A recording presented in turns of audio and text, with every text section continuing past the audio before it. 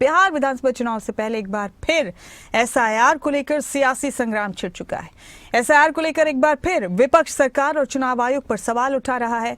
वहीं सत्ता पक्ष विपक्ष के सवालों पर करारा जवाब दे रहा है। अब बीजेपी की तरफ से साफ किया गया है कि एसआईआर देश के लिए जरूरी है।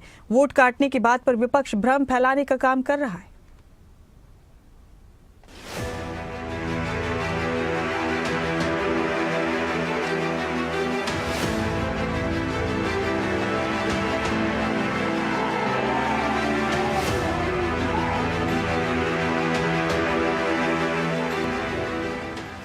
बिहार चुनाव से पहले बिहार और देश में सियासी हलचल काफी तेज है।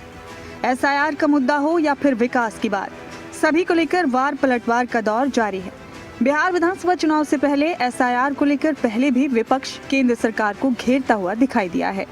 विपक्ष की तरफ से लगातार चुनाव आयोग पर भी सवालिया निशान उठाए गए हैं।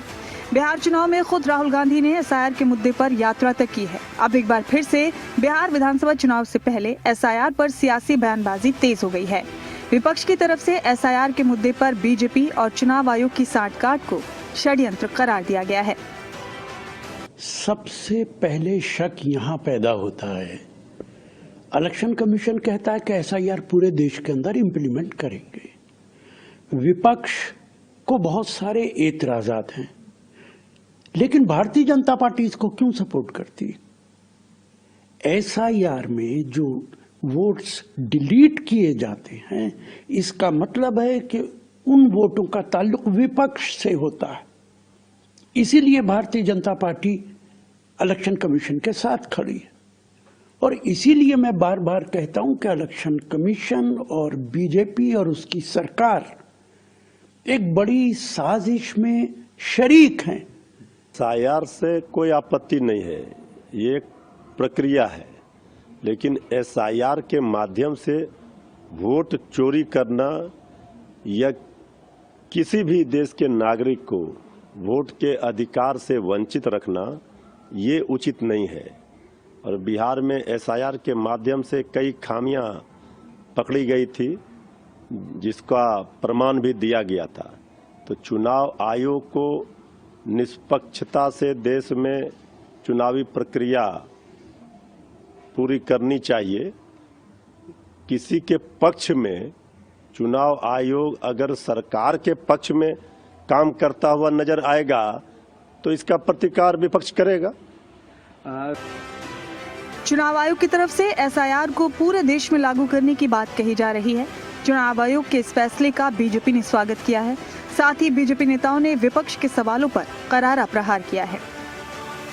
आयोग का निर्णय है, बिहार में वो कर चुके हैं, कुछ प्रदेशों में पहले शुरू किया है और आज सब 10 प्रदेशों में और वो प्रेस कॉन्फ्रेंस करके करने वाले हैं। ऐसा मैंने भी समाचार पत्रों में पढ़ा है, क्योंकि ये निर्णय चुनाव आयोग का है और ये चुनाव आयोग समय समय पर ऐसा करते रहते हैं, क्योंकि उचित वोटर जो है उसी को वोट डालने का अधिकार हो।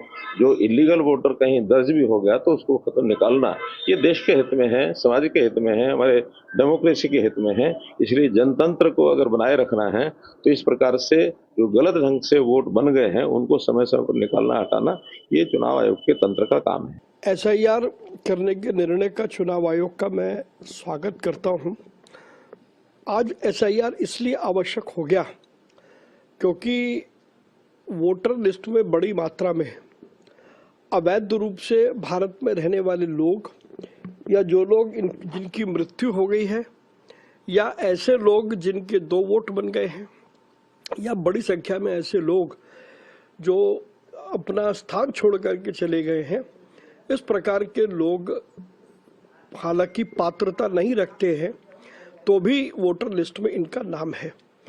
देश के लोकतंत्र को मजबूत करने के लिए और उसको पारदर्शी बनाने के लिए अब ये आवश्यक है कि एक बार नए सिरे से वोटर लिस्ट की जांच की जाए और एसआईआर चुनाव आयोग के अधिकार क्षेत्र में है, इसलिए एसआईआर होना बहुत आवश्यक। तो ये जो प्रयोग सफल रहा तो चुनाव आयोग का साफ कहना है कि हम पूरे देश में करेंगे और अच्छी परंपरा है और हम समझते हैं कि इससे सही वोटर निकल के आएंगे। जो इन्फ्लेटेटर्स हैं, जो बाहर के लोग हैं, जो किसी कारण से यहाँ पर वोट में अपना नाम रजिस्टर करा देते हैं, उनका वोट कटेगा। जो वैध नागरिक हैं और सही पता चलेगा और लोकतंत्र का भी सही मायने वही होता है कि जो इस देश के नागरिक हैं वही ने वोट करेंगे, बाहर के लोग तो वोट नहीं करेंगे। चाहे एक आदमी का 10 जगह वोट नहीं हो सकता है। तो एक अच्छी परंपरा है, स्वागत योग कदम है। मैं इसका मैं चुनाव आयोग को तहे दिल से स्वागत करता हूं और समर्थन करता हूं। विपक्ष की तरफ से लगातार चुनाव में वोट कटने के मुद्दे पर सरकार को घेरने का काम किया जा रहा है। तेजस्वी यादव और राहुल गांधी ने तो बिहार में एसआईआर के खिलाफ मोर्चा तक खोला। चुनाव आयोग पर वोट काटने के आरोप तक विपक्ष ने लगाए, जिसके बाद बीजेपी ने जवाब देते हुए वोटर लिस्ट को अपडेट करने की बात कही। अब देखना होगा कि बिहार चुनाव में एसआईआर का कितना असर देखने को मिलता है। एक बार फिर से अमेरिका और भारत के रिश्तों को लेकर चर्चा हो रही है। अमेरिका की तरफ से एक बार फिर भारत के लोगों को डिपोर्ट करके भारत वापस भेजा गया है। अपने घर और जमीन बेचकर विदेशों में अपने सपनों को साकार करने वाले लोगों पर अमेरिकी सरकार सख्ती कर रही है। इस कड़ी में अब 54 हरियाणा के लोगों को भी हथकड़ी पहनाकर भारत वापस भेजा गया है।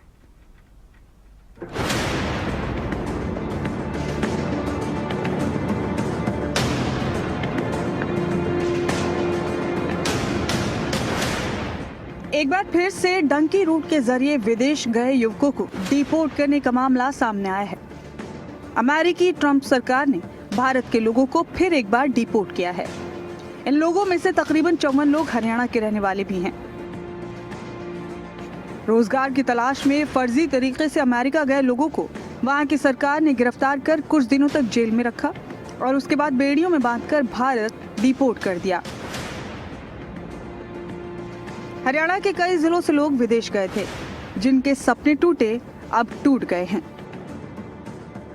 अमेरिका से डिपोर्ट हुए हरियाणा के लोग, इनमें करनाल से 16, कैथल से 14, अंबाला से 5, कुरुक्षेत्र से 5, यमुनानगर से भी 5, जींद से 3, सोनीपत से 2 और पंचकुला, फतेहाबाद, पानीपत और रोहतक से एक व्यक्ति शामिल हैं।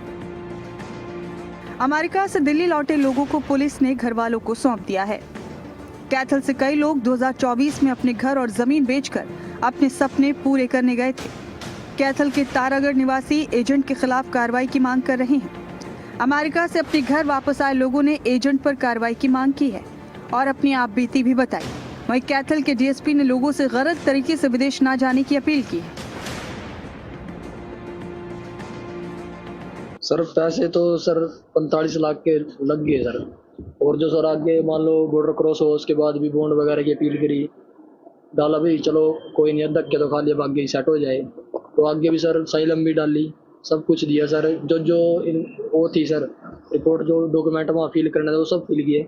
तो उसके बाद भी सर डिपोर्टेशन लगी गई, केस रद्द कर दिया सर हमारा। सर एक एप्लीकेशन थी, उससे ही बात होती थी। तो उस टाइम बोल रहे थे भाई अभी सकता ही है, क्या पता थोड़े टाइम बाद ओपन हो जाए, ऐसे ही कुछ था मन में। तो इसीलिए इतना वेट करा, नहीं तो सर पहले बोल देते भी वापस ही भेजो अगर वापस डलना होता तो।